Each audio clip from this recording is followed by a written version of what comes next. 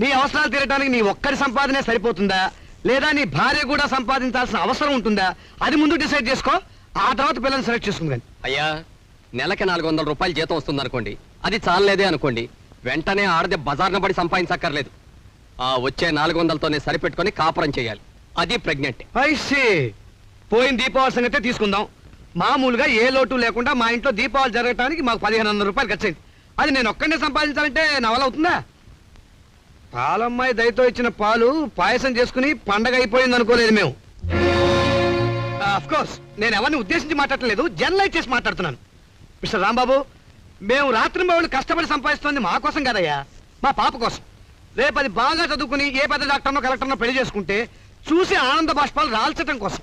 మీరు రాల్చే ఆనంద బాష్పాలు చూసి ఆహా మా అమ్మ నాన్న నా కోసం ఎంత శ్రమ పడ్డారు అని మీ అమ్మాయి కూడా ఆనంద బాష్పాలు రాల్చిందనుకో, మంచిదే.